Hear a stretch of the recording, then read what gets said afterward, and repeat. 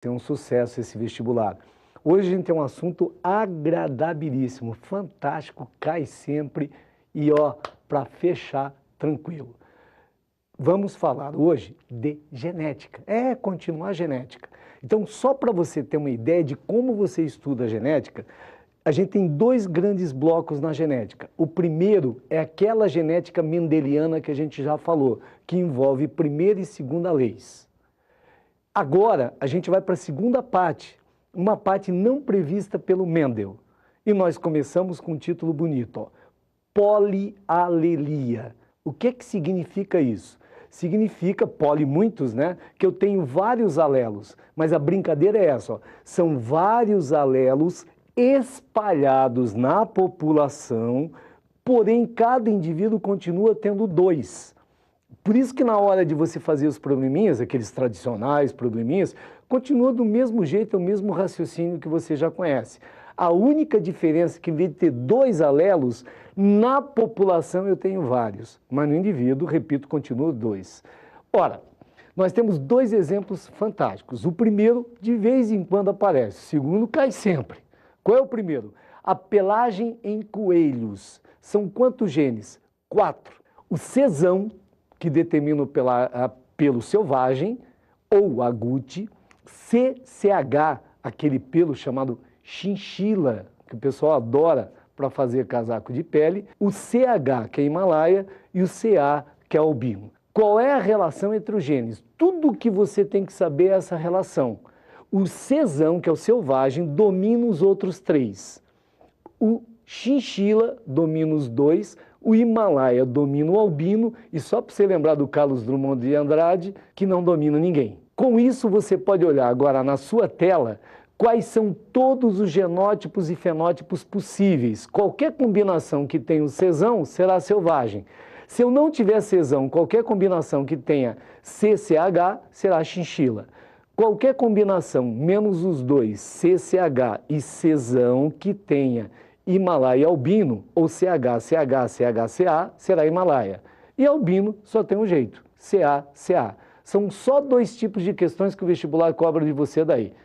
Quais são as 2, Geraldo? Vai lá. Primeira, dá o genótipo dos pais e manda cruzar. Aí você lembra, né?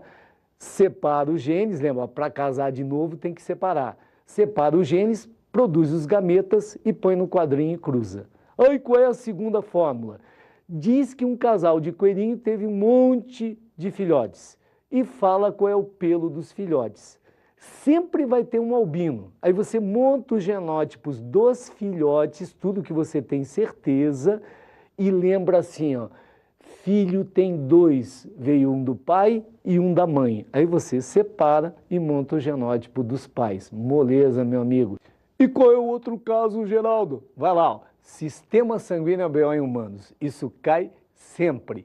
Por que é um caso de polialelia? Porque são 3 alelos. Atenção, ó. O IA determina o sangue A, o IB determina o sangue B e o Izinho determina o sangue O. Qual é a relação entre eles? O A domina o B domina o O, e entre o A e o B é um caso de codominância. Aqui está todo o segredo. O que você tem que saber é isso. O resto você junta 2 a 2. Você pode olhar agora na sua tela que estão todos os genótipos possíveis. Para CA, hein? IA ou IAzinho? B, IB ou IBzinho? AB só tem um genótipo possível, não confunda, IA e B. E O, Izinho.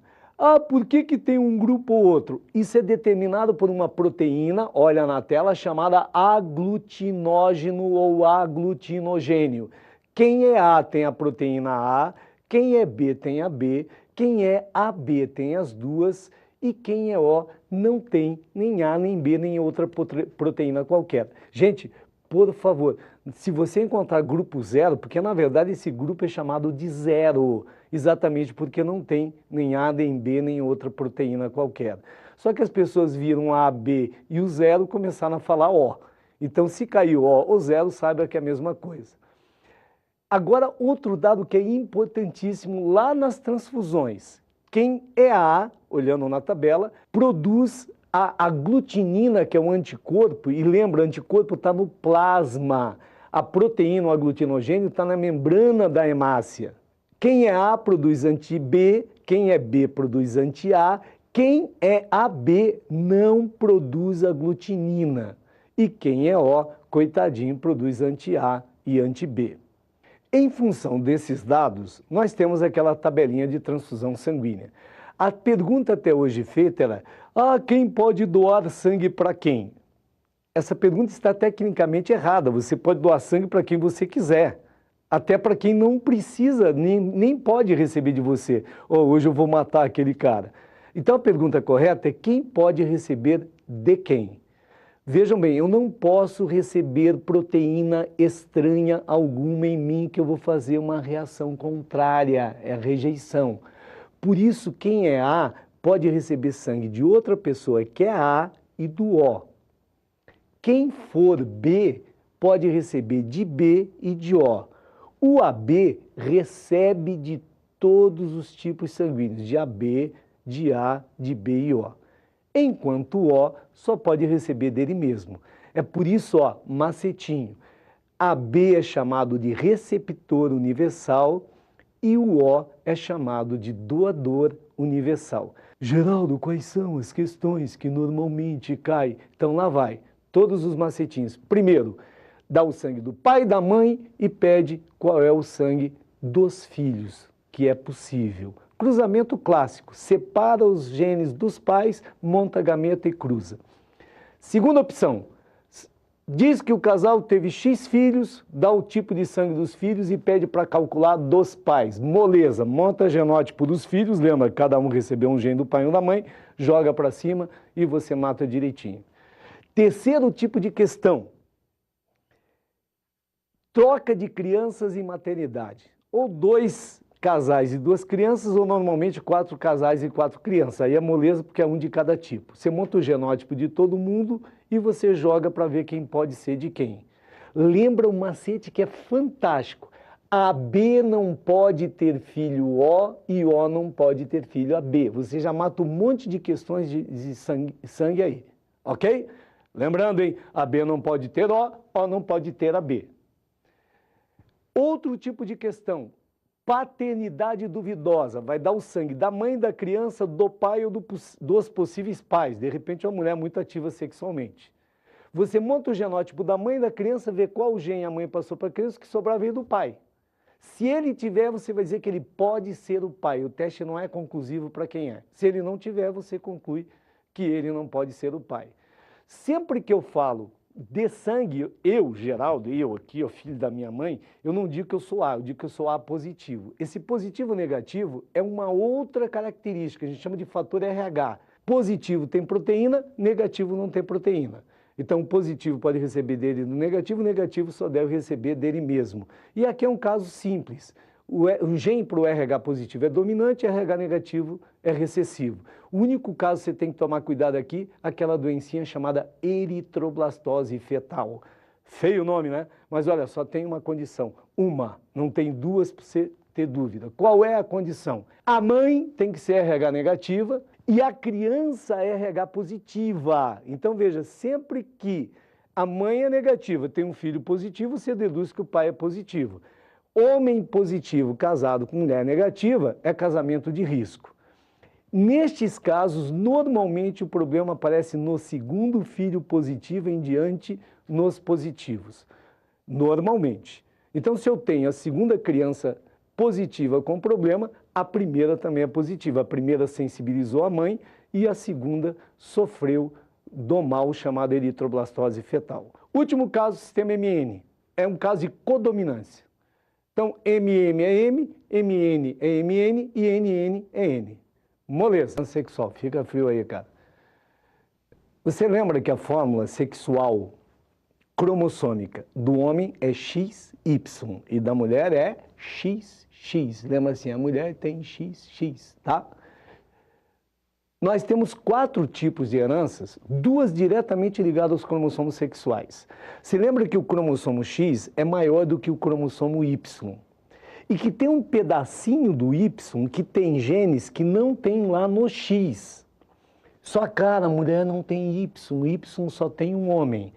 Esta herança determinada por genes localizados nessa parte, chamada não homóloga, ou ímpar de Y, nós chamamos de herança restrita ao sexo, ou holândrica. Um dia me perguntaram se tinha na Holanda, holo é total, androse é masculino, quer dizer, totalmente masculina. Lembre que herança holândrica passa de pai para filho. Se você tiver uma genealogia para analisar, ela passa sempre de homem para homem, não aparece numa mulher sequer da família. E o que mais cai é a chamada herança ligada ao sexo. Esta herança ligada ao sexo, o gene, aparece naquele pedacinho do X que não tem correspondência no Y. A gente chama de parte ímpar ou não homóloga de X. Só que tem um detalhe importante, a mulher tem 2X e o homem tem um só. Portanto, a herança aparece nos dois. Os dois casos muito comentados, que você vai olhar na sua tela daqui a pouco, são a hemofilia e o daltonismo. Cara, sempre cai isso. O daltonismo, dificuldade para distinguir determinadas cores, e lembra que a hemofilia há um retardamento da coagulação do sangue. Agora, tanto um quanto o outro, os genes são recessivos. E o gene você tem que colocar em cima do X, senão você vai fazer o cruzamento e não vai saber quem é quem. XHzão ou XDzão é para normalidade. XHzinho ou XDzinho é para hemofilia ou para o daltonismo. A mulher, olha aí na sua tela, ela pode ser, vamos falar da hemofilia que vale para os dois aí o exemplo. XHzão, Hzão, a mulher é normal. XHzão, Hzinho é normal, porém portadora. XHzinho, Hzinho, ela é hemofílica. E o homem só tem duas possibilidades. Ou ele é Hzão Y, ou é XHzinho Y. Hzão Y normal, Hzinho Y ele é hemofílico. Quais são os macetes? Lembra que o homem recebe um X da mãe e um Y do pai. Repito, o homem recebe um X da mãe e um Y do pai. Todo homem daltônico hemofílico recebeu esse X da mãe. A mãe é, no mínimo, portadora. Vários problemas dão um casal normal que tem uma criança hemofílica ou daltônica. Só pode ser um menino, porque recebeu o X da mãe. A menina, para ser hemofílica ou daltônica, obrigatoriamente tem que receber um X, Hzinho ou Dzinho do pai e outro da mãe. Portanto, lembre, uma menina para ser hemofílica ou daltônica, obrigatoriamente tem pai hemofílico ou daltônico. E, por outro lado, todo homem que é hemofílico ou daltônico passa esse gene para as filhas. Lembre que casal normal que tem criança hemofílica ou daltônica, essa criança é um menino porque veio da mãe, o pai só passa o seu X para as meninas. E tem mais dois casos. A herança é chamada influenciada pelo sexo, porque o gene é dominante num sexo e recessivo no outro. Ele não está nem no X nem no Y, está nos autossomos, mas depende do hormônio sexual. Esse é o caso da calvície. O gene da calvície é dominante no homem e recessivo na mulher. É só por isso que tem muito mais homem calvo do que mulher. Aí você pode olhar na tabela. Quais são os genótipos? A gente chama Czão para calvície, Czinho para normalidade. O homem pode ser Czão e Czão, Czinho, será calvo. A única chance do homem ser normal, Czinho e Czinho. A mulher não. O heterozigoto é toda a diferença. A mulher, o único jeito de ser calva é sendo Czão. Se ela for heterozigoto ou Czinho, ela é normal. Então, se der uma genealogia que aparecer mulher calva, obrigatoriamente ela é Czão. A última herança é herança limitada ao sexo. Neste caso, o gene só funciona num dos sexos.